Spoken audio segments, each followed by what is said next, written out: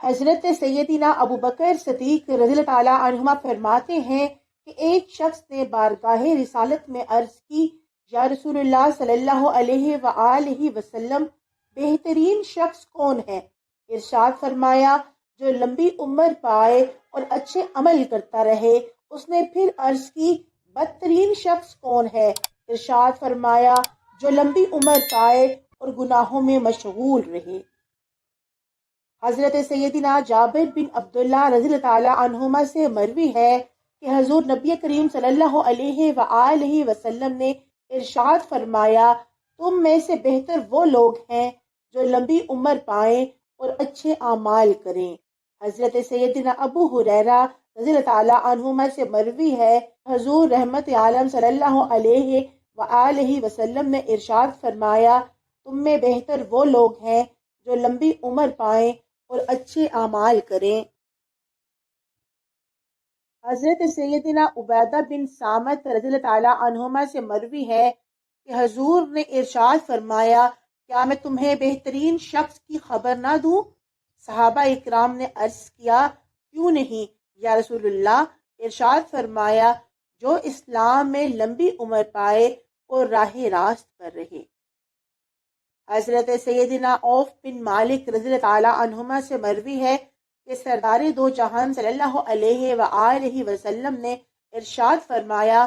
مسلمان کی عمر لمبی ہوتی ہے تو اس کے لیے بہتر ہوتا ہے۔ حضرت سیدنا ابو ہریرہ رضی اللہ تعالیٰ عنہما بیان کرتے ہیں کہ قبیلہ خزاعہ کے دو شخص بارگاہ رسالت میں حاضر ہو کر ایمان لائے۔ ان میں سے ایک راہ خدا میں لڑتے ہوئے شہید ہو گیا اور دوسرا سال بھر زندہ رہ کر فوت ہوا۔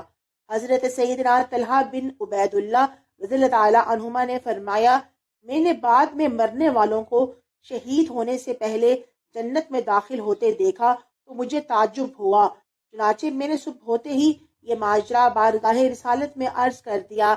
آپ نے ارشاد فرمایا، کیا وہ شخص جو سال بھر زندہ رہا، اس نے شہید کے بعد ایک رمضان کے روزے نہ رکھے اور 6000 رکعت نماز نہ پڑھی اور اتنی سنتیں زائد نہ پڑھی تھی؟ حضرت سیدنا طلحہ رضی اللہ تعالیٰ عنہما سے مروی ہے کہ حضور نبی کریم صلی اللہ علیہ وآلہ وسلم نے ارشاد فرمایا، جسے اسلام میں زیادہ عمر دی جائے اس کی تسبیح، تکبیر اور کلمے کی وجہ سے اللہ کے نزدیک اس مومن سے افضل کوئی نہیں۔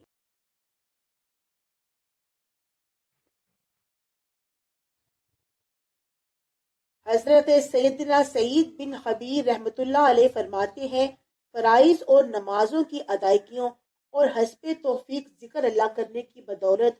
مومن کی ہر دن کی زندگی غنیمت ہے۔ حضرت سیدنا ابراہیم بن ابو ابلا رحمۃ اللہ علیہ فرماتے ہیں، مجھے یہ بات پہنچی کہ جب مومن مرتا ہے تو دنیا میں لوٹنے کی خواہش کرتا ہے، صرف اس لیے کہ وہ ایک مرتبہ تکبیر یا تسبیح یا کلمہ کہہ سکے۔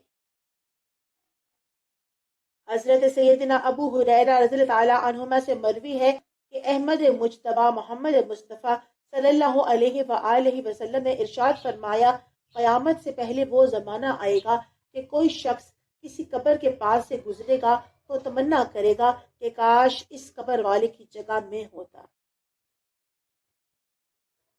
حضرت سیدنا صوبان رضی اللہ تعالیٰ عنہما روایت کرتے ہیں کہ حضور نبی کریم صلی اللہ علیہ وآلہ وسلم نے یوں دعا کی، ترجمہ، اے اللہ عز و جل، میں تجھ سے اچھے کام کرنے، برے کاموں سے محفوظ رہنے اور مسکینوں سے محبت کرنے کا سوال کرتا ہوں، اور جب تو اپنے بندوں کو آزمائش میں ڈالنے کا ارادہ فرمائے تو مجھے اپنی طرف بے آزمائے بلا لینا۔ امیر المومنین حضرت سیدنا عمر فاروق رضی اللہ تعالیٰ عنہما نے یوں دعا فرمائی، اے مولا، میری طاقت کمزور پڑ گئی، عمر بڑھ گئی، میری ریت منتشر ہو گئی، بس تو اس حال میں مجھے موت دینا کہ نہ میں اعمال صالح کو ضائع کرنے والا ہوں نہ کوتاہی کرنے والا بنوں۔ راوی کہتے ہیں، ابھی 1 مہینہ بھی نہ گزرا تھا کہ آپ رضی اللہ تعالیٰ عنہما اس دنیا سے رخصت فرما گئے۔ حضرت سیدنا حبیب بن ابو فضالہ رحمۃ اللہ علیہ بیان کرتے ہیں کہ ایک دن حضرت سیدنا ابو ہریرہ رضی اللہ تعالیٰ عنہما نے موت کا تذکرہ کچھ یوں کیا گویا آپ موت کی تمنا کر رہے ہوں۔ آپ کے ایک رفیق نے عرض کی، آپ حضور نبی پاک صلی اللہ علیہ وآلہ وسلم کے اس فرمان کے بعد موت کی تمنا کیسے کر سکتے ہیں کہ کسی کے لیے بھی موت کی تمنا کرنا جائز نہیں، چاہے گناہ گار ہو یا نیکوکار، کیونکہ نیکوکار نیکیوں میں اضافہ کرے گا اور گناہ گار کی نیکیوں کی طرف رجوع کرنے کی امید ہے۔ آپ نے فرمایا، میں موت کی تمنا کیسے نہ کروں، حالانکہ میں ڈرتا ہوں کہ کہیں وہ زمانہ مجھے نہ گھیر لے جس میں گناہ کو ہلکا جانا جائے، قاضی بک جائیں، رشتہ داری ختم کر دی جائے، سپاہیوں کی کثرت ہو جائے اور قرآن پاک کو گا کر پڑھنے والے پیدا ہو جائیں۔